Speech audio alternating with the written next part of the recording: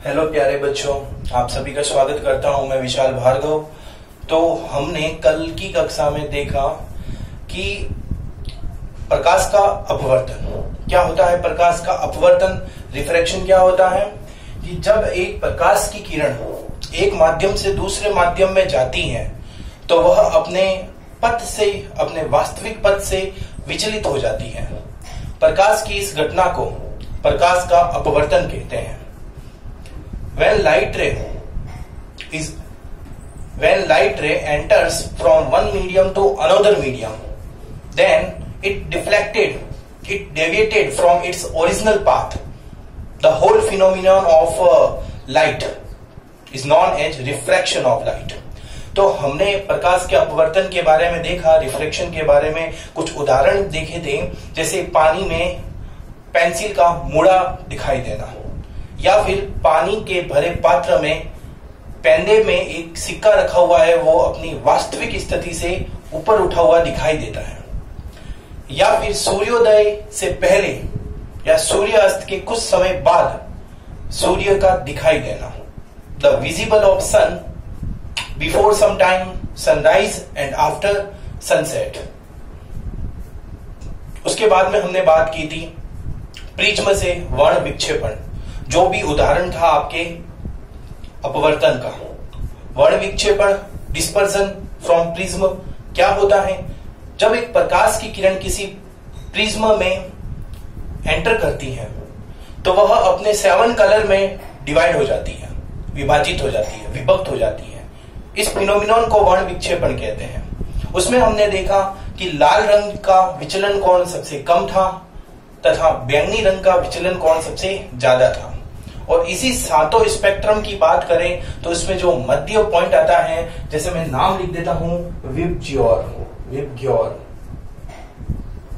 तो अगर कोई पूछे कि इसमें बीच वाला कलर कौन सा है, तो आपको लग रहा होगा कि ग्रीन कलर जो है वो बीच का कलर है, जबकि ग्रीन कलर नहीं है, येलो कलर है। उसके पीछे का कारण देखें तो इसकी जो मोटाई होती है, ये बैंडविड्थ इसकी कम होती है और इसकी बैंडविड्थ जो होती है वो ज्यादा होती है, रेड कलर की ज्यादा होती है। तो इस वजह से हम देखेंगे कि जो मिड कलर है वो येलो होता है।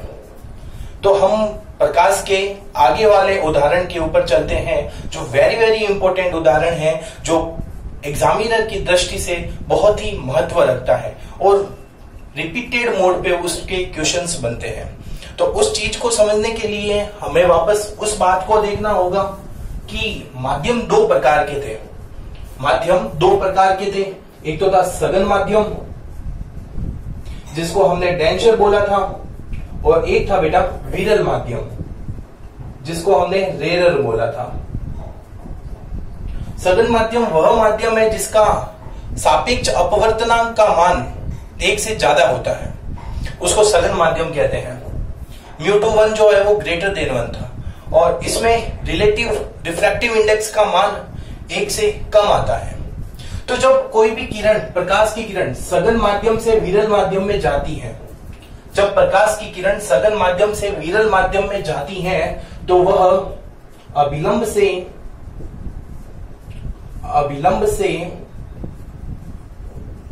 दूर हो जाती है, away from the normal, away from the normal. क्या बोला? व्हेन लाइट रे is passing from denser medium to rarer medium, then it deflected away the normal. प्रकाश की किरण जब सघन से विरल में जाती है तो वह अविलंब से दूर हो जाती है।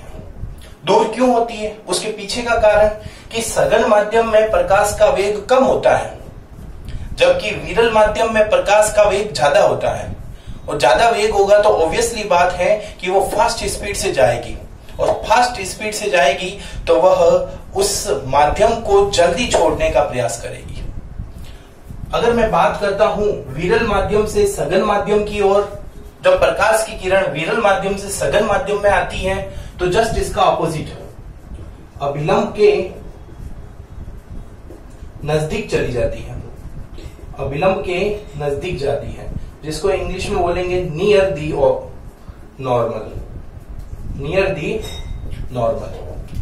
अभी हम जो टोटल इंटरनल रिफ्लेक्शन पढ़ने वाले हैं, नाम आ रहा है टोटल इंटरनल रिफ्लेक्शन, पूर्ण आंतरिक परावर्तन, तो यह उदाहरण अपवर्तन का है। This is the example of reflection, but नाम में क्या आ रहा है, कुल आंतरिक परावर्तन। तो बेटा पीछे परावर्तन आ रहा है, इसका मतलब ये मत उठाना कि यह जो उदाहरण है वो परावर्तन का है, ये उदाहरण अपवर्तन का है।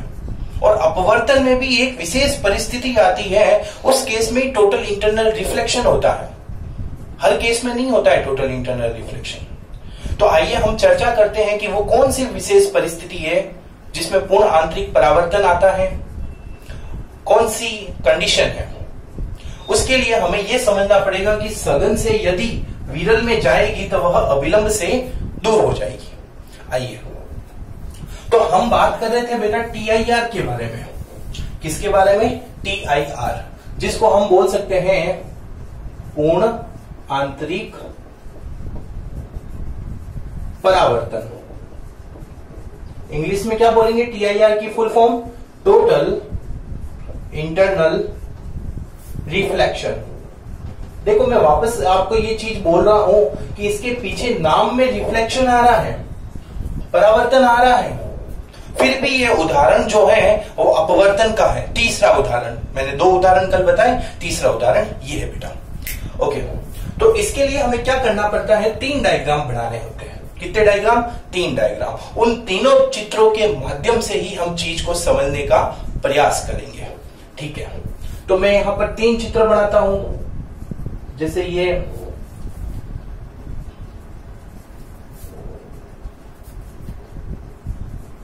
चित्र तो एक ही है, बट परिस्थितियां 3 अलग अलग हैं।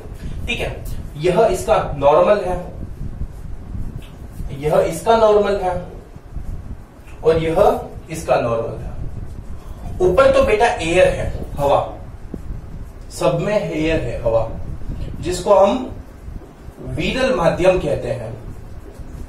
विरल माध्यम का मतलब क्या होता है? Rare medium, rare medium. और नीचे जो है वो है पानी, जल है, वाटर, जिसको हम सघन माध्यम कहते हैं, डेंसर मीडियम। याद रखने वाली बात यही है पहली, कि प्रकाश की किरण इधर सघन से विरल में जाएगी। चूंकि मेरा सघन नीचे है, डेंसर मेरा नीचे है, तो प्रकाश की किरण नीचे से ऊपर की ओर जाएगी। पानी है बेटा, तो यहां पर मैं ये थोड़ा डिनोट कर देता हूं पानी का।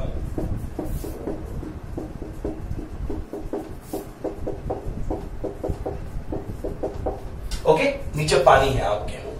तो सबसे पहले क्या होता है कि यह नॉर्मल है, तो यह प्रकाश की किरण आ रही है और इस नॉर्मल से टकराई, इंसिडेंट रे है। ये एंगल यहां पर आई बना रही है, ये एंगल यहां पर आई बना रही है, और इसको जाना तो सीधा चाहिए था, इतना मुझे पता है। लेकिन हम जानते हैं कि जब प्रकाश की किरण सघन माध्यम से विरल माध्यम में जाती है तब वह अविलंब से दूर चली जाती है। अविलंब आपका ये है, तो ये प्रकाश की किरण इसके पास नहीं आकर इसके दूर जाएगी और ये इस प्रकार से चली जाती है। प्रकाश की किरण इस प्रकार से चली गई, कोई समस्या नहीं है। लेकिन जैसे जैसे मैं इस आपतन कोण, जैसे कि ये कोण जो है वो आपके अपवर्तन कोण हो गया, अपवर्तन हो रहा है ना यहाँ पर, अपवर्तन कोण हो गया, जिसको हम R बोलते हैं, एंगल ऑफ रिफ्लेक्शन, और यह है एंगल ऑफ इंसिडेंस। अब हम क्या करते हैं, धीरे धीरे इस I के मान में वृद्धि करते हैं, धीरे धीरे मैं इस I के मान में बढ़ोतरी करता हूं, इंक्रीज करता हूं।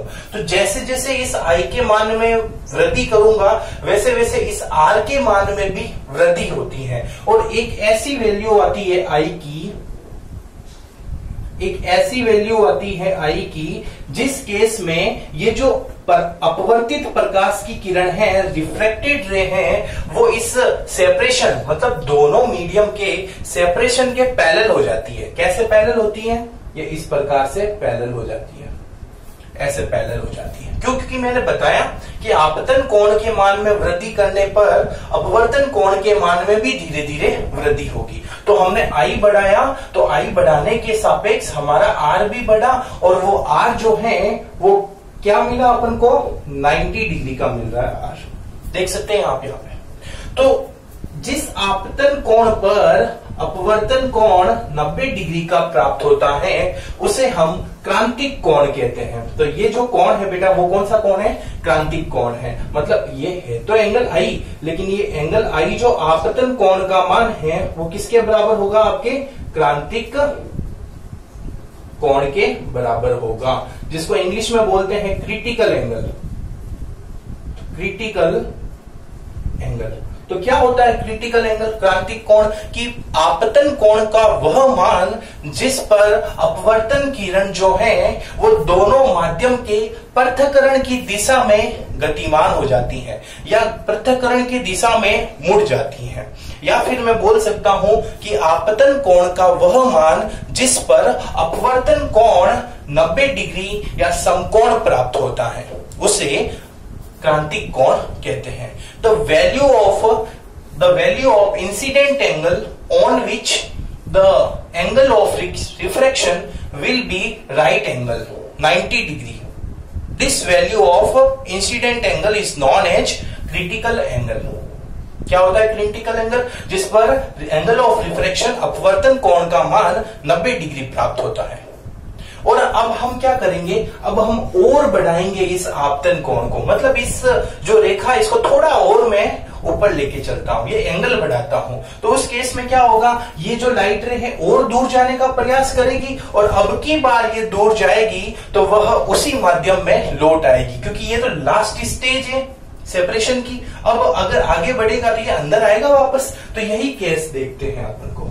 तो आपतन कोण के मान में और वृद्धि करने पर जब आपतन कोण का मान क्रांतिक कोण से ज्यादा हो जाता है, और वृद्धि करने पर यह बढ़ेगा मान ज्यादा हो जाता है, तो उस केस में प्रकाश की किरण अपवर्तन के बाद उसी माध्यम में लौट आती है। बेटा देखो लौट आ रही है या नहीं आ रही है, परावर्तन में यही तो होता था, प्रकाश की किरण परावर्तक पृष्ठ से टकराकर उसी माध्यम में लौट जाती थी।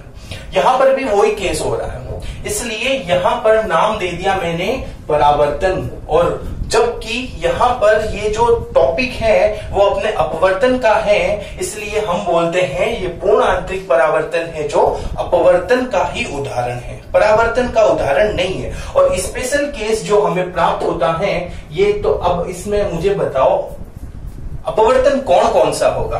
तो बेटा ये गलती से मत करना, ये आप परावर्तन कोण के लिए बोलते थे, यहां पर आप बनाते थे ना जैसे कुछ ऐसे, ये लाइट रे आती थी ऐसे जाती थी, ये एंगल आई ये एंगल आ रही है, परावर्तन के लिए बनाते थे आप। लेकिन यहां पर अपवर्तन हो रहा है, इसलिए ये कोण जो होगा एंगल R ये होगा, और इसका मान बेटा 90 डिग्री से ज्यादा होता है, लेकिन 180 डिग्री से कम होता है। तो यहां पर विशेष परिस्थिति बनी।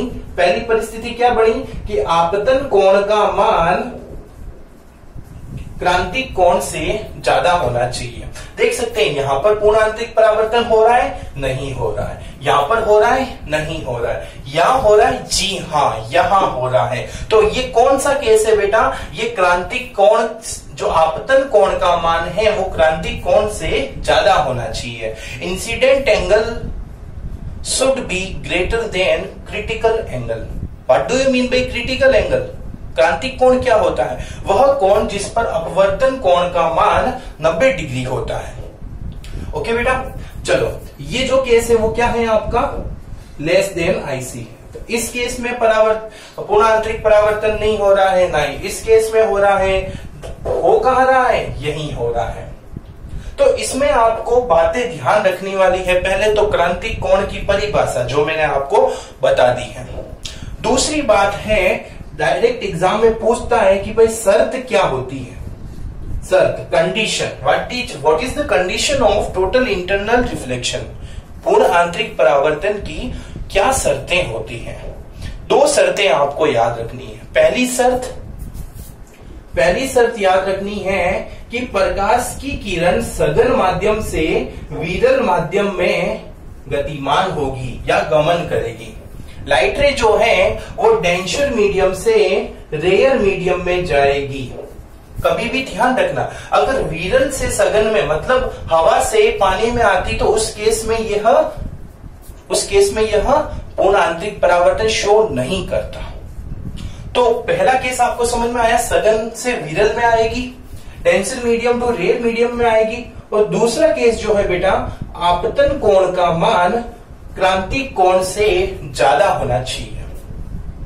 Incident angle should be greater than critical angle.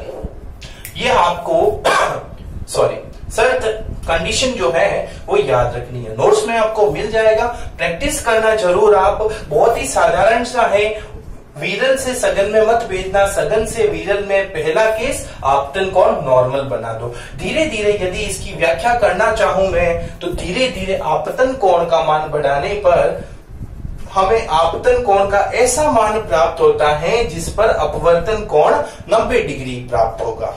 उसी कोण को हम क्रांतिक कोण कहते हैं।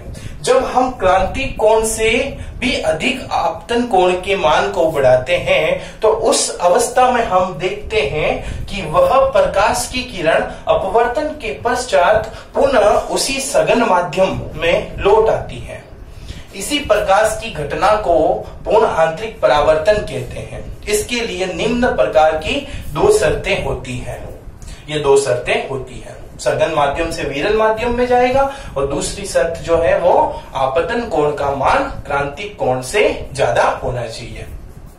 यदि हम एग्जाम्पल की बात करें, उदाहरण की बात करें तो हीरे का चमकना, हीरा जो है वो चमकता है, ब्राइटनेस ऑफ या ब्राइटनिंग फिनोमिनन ऑफ डायमंड। तो माना जाता है कि हीरे की जो कटाई है तो उसकी कटाई कुछ इस प्रकार की जाती है कि कोई भी प्रकाश की किरण उसमें एंटर करेगी तो उस प्रकाश की किरण का आपतन कोण जो है वो हीरे के क्रांतिक कोण से ज्यादा होगा, जिसके कारण वह प्रकाश की किरण एंटर करने के बाद उसी हीरे के अंदर ही घूमेगी, बाहर निकल ही नहीं पाएगी। यह उदाहरण है आपके पूर्ण आंतरिक परावर्तन का। दूसरा उदाहरण की बात करूं तो होता है प्रकाशीय तंतु। प्रकाशीय तंतु जिसको हम बोलते हैं ऑप्टिकल फाइबर। क्या बोलते हैं बेटा? Optical fibre. आज टेक्नोलॉजी के विकसित होने के कारण आप मुझे देख पा रहे हो with the help of mobile phones. लेकिन आज से जस्ट कुछ साल पहले की बात करें तो मोबाइल फोन की जगह घरों में टेलीफोन होता था जो हम घरों में यूज करते थे। वह टेलीफोन तार प्रणाली पे आधारित था, मोबाइल फोन बेतार प्रणाली पे आधारित है। मोबाइल फोन जो है इसमें हम तार का उपयोग नहीं करते हैं, लेकिन उन टेलीफोन में हम तार का उपयोग करते थे। और उनका तार यदि आपको कभी मिले तो आप उसको खोल के देखना तो उसमें व्हाइट कलर के महीन छोटे छोटे कांच के वायर मिलेंगे और उन्हीं कांच के वायरों को हम बोलते हैं ऑप्टिकल फाइबर, प्रकाशीय तंतु। और ये प्रकाशीय तंतु जो है पूर्ण आंतरिक परावर्तन के सिद्धांत पर कार्य करते हैं। These optical fiber works on the principle of total internal reflection। तो आई होप आपको चीजें समझ में आ रही होगी। तीसरी एग्जाम्पल की बात करूं तो मृग मरीचिका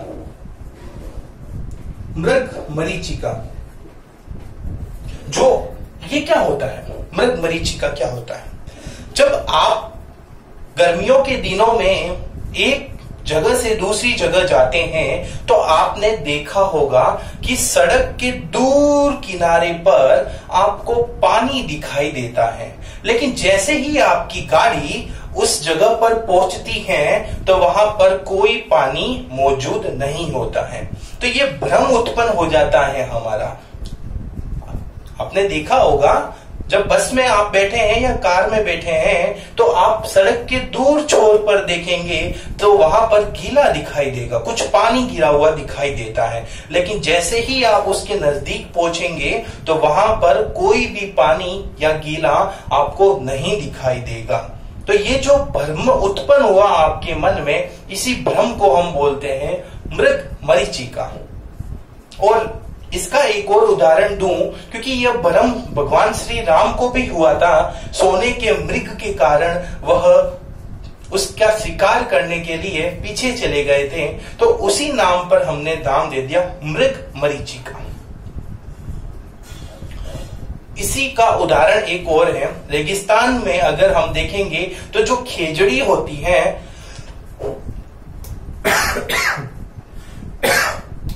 सॉरी रेगिस्तान में जो खेजड़ी होती है, उस खेजड़ी की छाया जो है वो उस मिट्टी पर बन जाती है।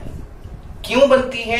क्योंकि रेगिस्तान की मिट्टी के ऊपर वाले जो वायु है वो बहुत ही ज्यादा गर्म हो जाती है गर्मियों के दिनों में, और वह एक विरल माध्यम की तरह कार्य करती है, जिसके कारण आप देख पाते हैं कि खेजड़ी की जो छाया है वो नीचे भी दिखाई देती है।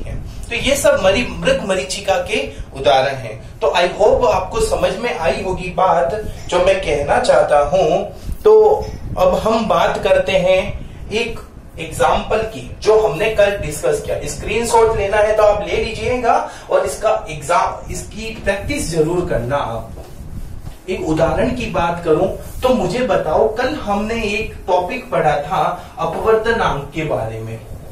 किसके बारे में पढ़ा था बेटा? अपवर्तनांक के बारे में। तो अपवर्तनांक के बारे में, रिफ्रैक्टिव इंडेक्स के बारे में फॉर्मूला देखा था। μ2 का फॉर्मूला आया था sin i upon sin r, या फिर μ2 अपॉन μ1, या फिर v1 अपॉन v2। यही कुछ फॉर्मूला आया था। अब एक बार क्या हुआ कि एक क्वेश्चन पूछ लिया एग्जामिनर ने। क्वेश्चन क्या पूछा कि पानी का अपवर्तनांक दे दिया, पानी का अपवर्तनांक दे दिया μw समझते हैं आप क्या होता है? μw क्या होता है? μw बेटा जो दे रखा था, पानी का अपवर्तनांक, रिफ्रैक्टिव इंडेक्स ऑफ वाटर दे रखा था 1.33, और आपको ग्लास का अपवर्तनांक दे रखा था, कांच का अपवर्तनांक 1.50। और क्वेश्चन कुछ ऐसा पूछा था, क्वेश्चन कुछ इस प्रकार से पूछा था, आपको ज्ञात करना है पानी के अपवर्तनांक के सापेक्ष ग्लास का अपवर्तनांक। क्वेश्चन क्या है बेटा? पानी के सापेक्ष कांच का अपवर्तनांक, रिफ्रैक्टिव इंडेक्स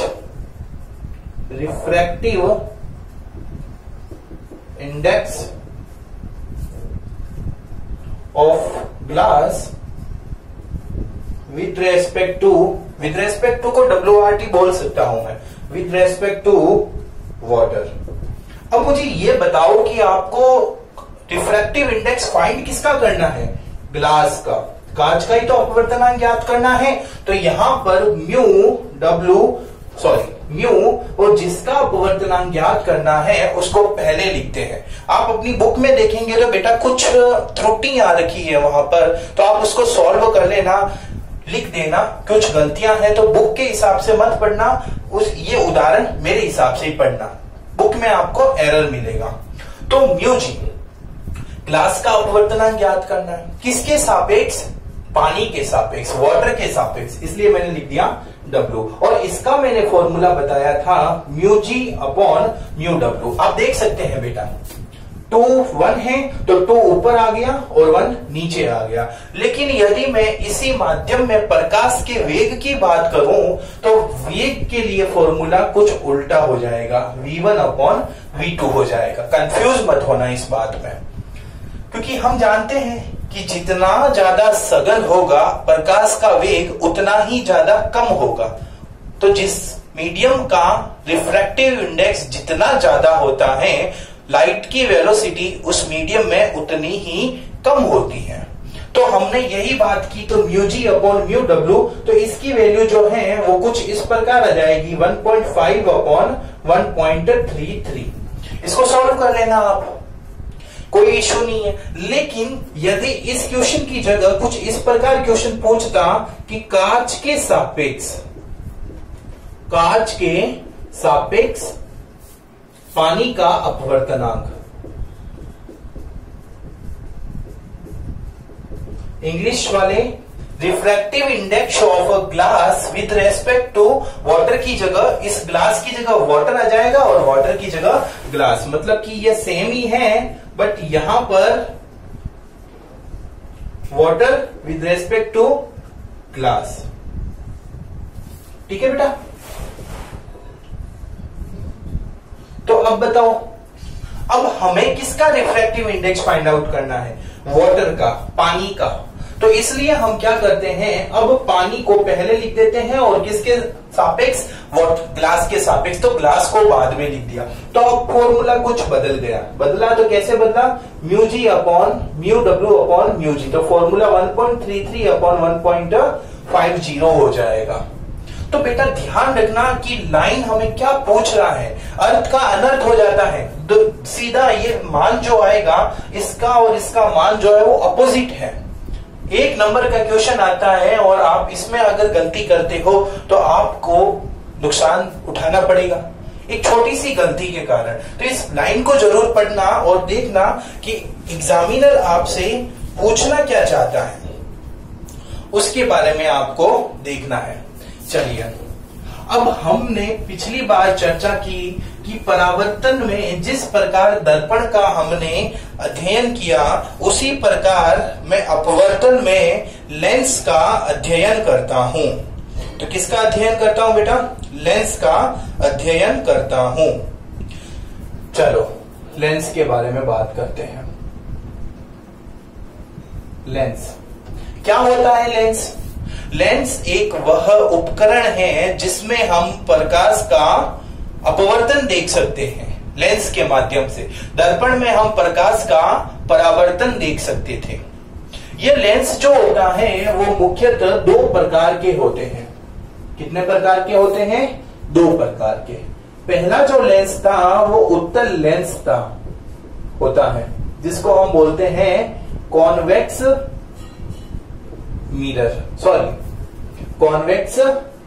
लेंस बोलते हैं। और दूसरा जो प्रकार है वो अवतल लेंस बोलते हैं उसे, कॉनकेव लेंस। अब बेटा आप देखना, मेरी बात को समझने की कोशिश करना। दर्पण में हमने सबसे पहले अवतल दर्पण देखा था, कॉनकेव मिरर, और उत्तल दर्पण देखा था, कॉन्वेक्स मिरर देखा था। तो हमने वहां पर पहले अवतल दर्पण का प्रयोग किया। क्यों? क्योंकि अवतल दर्पण मेन था वहां पे। यहां पर पहले उत्तल लेंस लिखा, तो यहां इस केस में उत्तल लेंस जो है वो हमारा क्या है बेटा? मेन है, उत्तल लेंस। ठीक है, ये उत्तल लेंस होता है कुछ ऐसा, मैं यहां बना देता हूं स्मॉल, ये उत्तल लेंस। और ये होता है आपका अवतल लेंस। आप देख सकते हैं यहां पर कि वह लेंस जो बीच से मोटा और किनारों से पतला है, उत्तल लेंस कहलाता है। वह लेंस जो बीच से ठीक है, मोटा, और किनारों से थिन है, पतला है। यहां इस केस में देखेंगे तो ये बीच से पतला है, थिन है, और किनारों से एज से मोटा है, आउटर लेंस कहलाते हैं। तो डायरेक्ट हम ये चीज नहीं देख सकते हैं कि, लेकिन सामान्यतः यही परिभाषा होती है।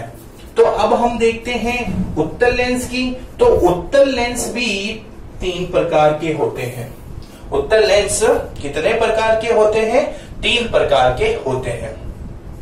कौन कौन से? एक होता है उभयोतल लेंस, उभयोतल लेंस। एक होता है बेटा समतलोतल लेंस, समतलोतल उत्तल लेंस, और एक होता है बेटा अवतलोतल लेंस। कौन सा लेंस होता है? अवतलोतल।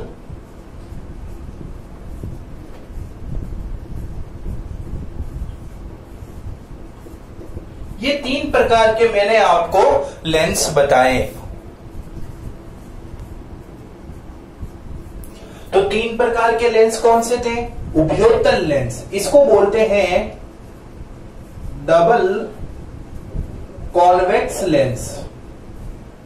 इसको बोलते हैं, समतल का मतलब होता है प्लेन कॉन्वेक्स लेंस, और इसको बोलते हैं अवतल का मतलब होता है कॉनकेव कॉन्वेक्स लेंस। आप कहेंगे सर ये नाम बड़े अजीब लग रहे हैं, हमें याद कैसे होंगे? तो टेंशन मत लो, मैं बैठा हूं, मैं आपको याद करवाऊंगा। तो ध्यान से सुनो, डबल कॉन्वेक्स लेंस, उभयोत्तल लेंस, मतलब कि दोनों तरफ उभय उत्तल है। उत्तल लेंस का ही प्रयोग होता है, मतलब इधर भी उत्तल है, आगे भी उत्तल है और पीछे भी उत्तल है। तो ये लेंस जो है वो उभयोत्तल लेंस, डबल कॉन्वेक्स लेंस है।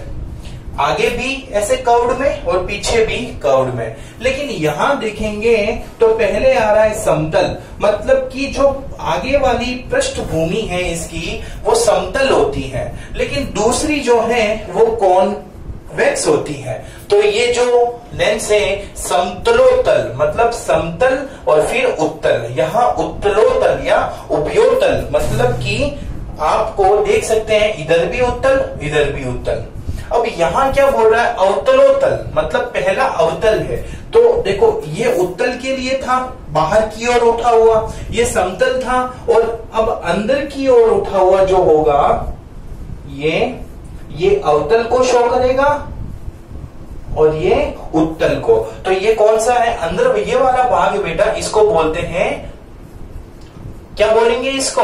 कॉनकेव, और ये कॉन्वेक्स। तो ये अवतल, ये उत्तल, तो साथ में अवतलोतल। क्या नाम दे दिया मैंने? अवतलोतल।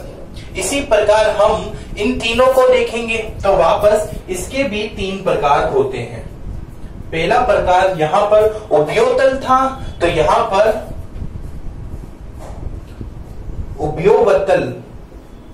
उभयोवतल लेंस, जिसको हम क्या बोलेंगे? Double concave lens. वहां क्या था? डबल कॉन्वेक्स लेंस था, यहां डबल कॉनकेव लेंस। यहां समतलोतल था, तो यहां समतलोवतल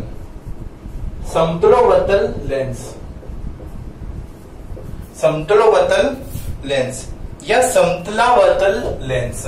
इसको बोलेंगे प्लेन कॉनकेव लेंस। यहां देख सकते हैं प्लेन कॉन्वेक्स लेंस था, वो प्लेन कॉनकेव लेंस है। तीसरा जो है बेटा, यहां ध्यान से सुनना, हम बात कर रहे हैं कॉनकेव की, यहां कॉनकेव कॉन्वेक्स है, यहां उल्टा हो जाएगा, कॉन्वेक्स कॉनकेव हो जाएगा। या फिर हिंदी में बोलूं तो अवतलोतल था, तो यहां क्या होता? उत्तलोवतल। उत्तल तो आ गया, उत्तलो, अब अवतल आएगा ना, तो उत्तलोवतल। उत्तलोवतल अपन मारवाड़ी में बोलते हैं ना, वतल करते हैं, तो वतल का मतलब क्या? टाइम पास करना। तो इस केस में वतल आ रहा है ना, अवतल, इसलिए सब में वतल आ रहा है। लेकिन इसमें उत्तल आ रहा है तो तल आ रहा है, उसमें तो तल आ रहा है, इसमें वतल आ रहा है। ध्यान रखना, अवतलोवतल लेंस, जिसको पहले उत्तल है ना, तो कॉन्वेक्स कॉनकेव लेंस, ये हो गया बेटा आपका उत्तलोवतल लेंस। कैसे होते हैं ये तीनों? चलो देख लेते हैं। उभयोवतल लेंस का मतलब दोनों तरफ से अवतल है वो, उभयोवतल दोनों तरफ से कॉनकेव है। तो दोनों तरफ से कॉनकेव कैसा होगा? ये इस प्रकार से होगा, ये दोनों तरफ से कॉनकेव है। लेकिन अब जो बोल रहा है, इधर भी कॉनकेव है और इधर भी कॉनकेव है। अब जो बोल रहा है वो प्लेन कॉनकेव लेंस, मतलब पहली जो पृष्ठभूमि है वो प्लेन है और नेक्स्ट जो है वो कॉनकेव है, प्लेन कॉनकेव लेंस। तीसरी बात करें उत्तलोवर्तल लेंस की, तो उत्तलोवर्तल लेंस कैसे होगा बेटा, यहां पर ये जो भूमि है आगे वाली वो कॉन्वेक्स होगी, उत्तल होगी, और पीछे जब हुए वो कॉनकेव होगा। तो ये वाला लेंस जो है वो उत्तलोवर्तल लेंस है, कॉन्वेक्स कॉनकेव लेंस। ये तीनों लेंस बहुत ही इंपॉर्टेंट है, सॉरी इसके भी तीनों और इसके भी तीनों। बाई डायग्रामेटिकली पूछ सकता है या फिर पूछ सकता है explain the classification of a lens, या फिर हिंदी में बोलूं तो लेंसों के वर्गीकरण को समझाइए। तो आपको ये चीजें ध्यान में रखनी है, अन्यथा आप नाम और चित्र से समझ सकते हैं। हम जो डिटेल एक्सप्लेन करेंगे इस चैप्टर में वो इसकी करेंगे। इसमें 6 हम प्रकार देखेंगे, 6 प्रकार से प्रतिबिंबों का निर्माण करेंगे।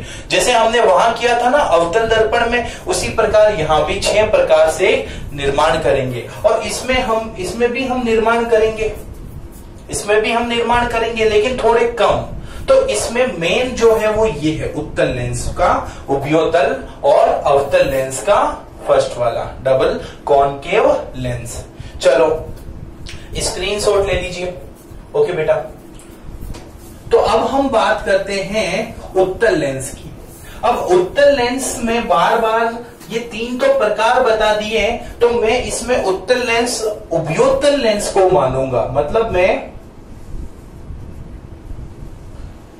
ये लेंस है इसी को ही उत्तल लेंस मानूंगा, और अवतल लेंस को भी मैं उभयोवर्तल लेंस को ही मानूंगा। जो फर्स्ट प्रकार था ना उसको मान के चलता हूं। इसकी कुछ बेसिक टर्मिनोलॉजी को हम डिस्कस कर लेते हैं बेटा। तो हम देखते हैं कि यदि यह जो लेंस है, यह लेंस उत्तल लेंस कैसा है, आपके बीच से तो मोटा है, किनारों से पतला है। अवतल लेंस बीच से तो पतला है, किनारों से मोटा है। मतलब थिक तो मिड साइड में थिक है और एज में अपने क्या है, थिन है। यहां पर भी एज में तो है थिक और मिड साइड में थिन है। ठीक है बेटा, तो अब हम बात करते हैं इसके बारे में, टर्मिनोलॉजी के बारे में। तो बेसिक सी टर्मिनोलॉजी हमारी होती है, तो कोई इश्यू वाली बात नहीं है, लेकिन इसकी डेफिनेशन आपको थोड़ी ध्यान रखना बेटा। ये डेफिनेशन क्या होती है, क्या होती है, बीच से पतला और किनारों से, बीच से मोटा किनारों से पतला।